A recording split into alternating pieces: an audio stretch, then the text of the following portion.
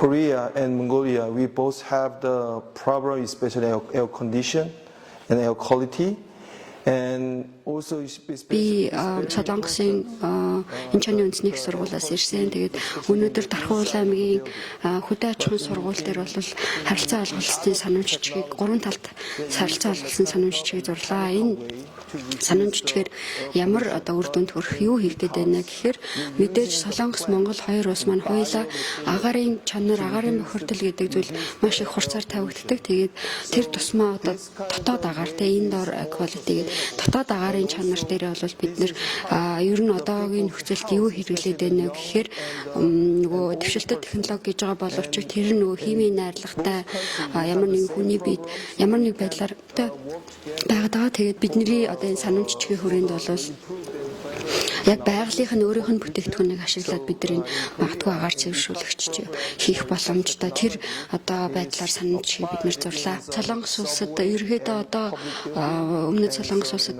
биш ээ. Өмнөд Солонгос улсад ашиглаж байгаа яг агаарын одоо агарыг чийгшүүлэх эдгээр технологийн хувьд бол бид нар дэвшилтэт технологиг ашигладаг. Тэр нь юу гэхээр байгалийн гаралтай бүтээгдэхүүнээр бид нар агаар цэвэршүүлдэг. Тэгэхээр байгалийн гаралтай энэ бүтээгдэхүүнээр агаарыг бол мэдээж нөгөө хүн амын бөөгнөрл ихтэй одоо байгууллагууд буюу сургууль цэцэрлэг эмнэлэгтэй бол солонгосчууд их ашигладаг.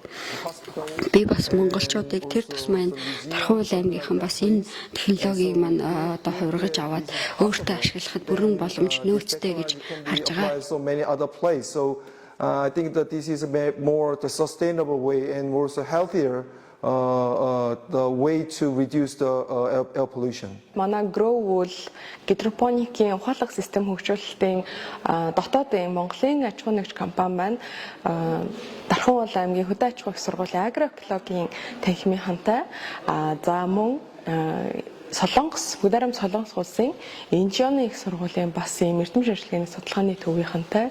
За тэгээд Солонгосын бас ийм ухаалаг автоматжуулалтын систем хөгжүүлэлтийн хувийн хвшлийнхэнтэй ингээд хоёр улс орны дөрвөлсөн гэрээ анх удаа ингэж үзүүлсэн энэ түүхэн арга хэмжээ боллоо.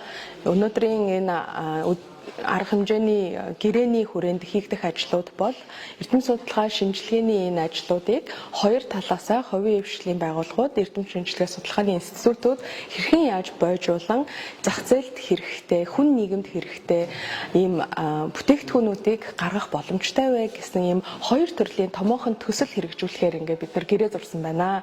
Энэ төслийн хүрээнд хамгийн эхлээд дотоодын агаарыг сайжруулахтай холбоотойгоор агаар цэвэршүүлэлтийн системийг хэрхэн яаж гидропоникийн ухаалаг системтэй хамтарч нэгдүүлэх үү гэдэг ийм нэгдүгээр төсөл ECOPS гэх төсөл хэрэгжүүлж байгаа бол хоёрдугаар төсөл маань Дархан хотын нийгмийн төвүүд дээр гидропоникийн ийм системийг ухаалаг олон нийтийн ард түмний оролцоог хэрхэн яаж оролцуулсан байдлаар энэ төслийг хэрэгжүүлэх үү гэдэг ийм хоёр төрлийн сонирхолтой төсөл хамтарч хэрэгжүүлэхээр гарын үсэг зурсан байна.